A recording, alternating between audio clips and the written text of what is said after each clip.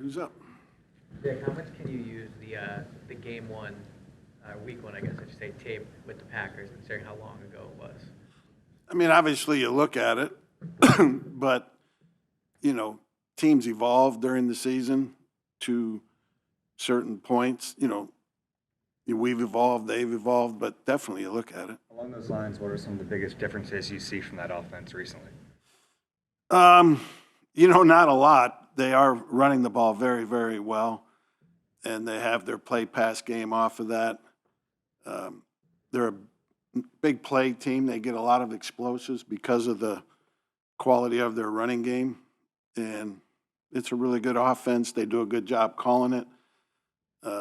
They keep you off balance, and really good.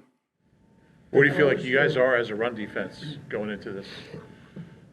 It's a good question. We've had good games and not so. We've had in between. We'll be tested this week. These guys run it very, very well. You don't know which quarterback will play. Obviously, sounds like Love may be able to go. But does the uncertainty actually make it more difficult in terms of preparation? Not really. I mean, obviously, if Love doesn't go, there's a little bit of change in their offense, but not a gross change. That first game was a heavier blitz game for you. How much of that was opponent-specific, and how much was you figuring out your own personnel at that time? Both. You played obviously Bryce Huff and Jordan Davis quite a bit Sunday. As far as Huff's concerned, like how important was it for him to kind of like shake up the cobwebs, the rust or whatever it was, and how do you think he did? Yeah, it was real important for him. I mean, the only way you get better playing football is to practice it first and then to play it second in a real game. And it was good to get him a lot of reps. I think he improved a little bit from the 15 or so plays he had the week before, and hopefully he'll improve some more this week. What's Jordan Love's best attribute? He's got a big arm. He can throw it to all parts of the field with accuracy and touch. He's got good movement in the pocket. He's elusive. And he really fits their offense. That offense needs a guy that can throw it down the field. He can do that. They need a guy that can scramble a little bit and be elusive. He can do that. He's a perfect fit for their offense. Any personal gratification going through 17 games, number one defense?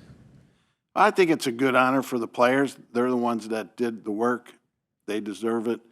But, we're on to the playoffs now. When you think about the contributions you got from Quinyon and Cooper as rookies, what did it take to get that much from them in their first years? Yeah, they both did a good job. Obviously Coop was a little late starting because of his off-season injury. Both very happy with both of those guys. They've improved. They've been diligent in their approach. Their thirst to get better has been good.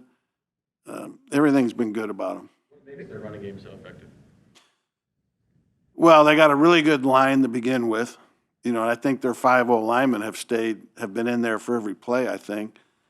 Number one. Number two, they have a great back. Jacobs has had as good a year as anybody. And he's hard to tackle, runs physical. And they have the play-pass game off of it. So they have really good big play receivers that you're always worried about. And the combination of them being to throw it down the field and run it is a tough combination. With that receiving core, what stands out, even with Christian Watson probably out for that game in the foreseeable future? They're all good. Dobbs is good. Reed is good. The tight end is good. Jacobs gets screens and check downs. They spread the ball around a lot. They got a bunch of guys with around 50 receptions or more. It's hard to focus on one guy. We're talking a lot about, week one seeming like a long time ago. How far back do you go in your career and what you've seen in prepping for any particular game? Do you go, to something that happened 10 years ago, 20 years ago? And how often do you do that? Does that ever come up any? 10 years ago, 20 years ago? No. Do you go back to previous games? Yeah. But, you don't overdo it. LaFleur made comments years ago praising you as one of the toughest defensive coordinators to face. But you mentioned their play pass, run, setting up the pass, et cetera. What makes him so good at calling his offense? Yeah, he's got a great knowledge of his offense. He's got a great feel for calling the game, you know, and it's easier for him to do that because the run is never a bad play for those guys. And he has the patience and the mindset to stick with the run and then mix in the play passes. And I think he does a great job calling the game. A lot of times, if a team's got two rookie starting defensive backs, there's going to be concern going to the playoffs. Is the moment too big and all that? With these two guys, do you have any concerns at all? Do they kind of not seem like rookies anymore? Well, they're not rookies. In Q's case, he's played 16 games, and Coop's played, 12, 13, whatever it is. So, no, I think they're ready. They've played in a lot of big games this season against a lot of quality opponents, and I think they'll be ready. The Rams are the only other team you've seen that runs motion as much as the Packers do. How does that factor into your preparation this week and the coverage rules for the game? Yeah, they do a good job with their motion. They use it a lot. They have a variety of different motion types, and we've got to be on our adjustments. Vic, a lot of teams are starting to interview for head coaching positions. Do you have any desire to be a head coach again? I'm happy to be here right now. For Quinnen specifically, what's the biggest thing that stood out to you? I didn't say. For Quinnen specifically, what's the biggest thing that stood out to you during his rookie year? Just that he had the diligence to keep working at it. Never felt like I've arrived and slacked off. Always had a good thirst to get better and to learn, Very good in the meetings. He has extra meetings with Christian. So I never saw him slack off.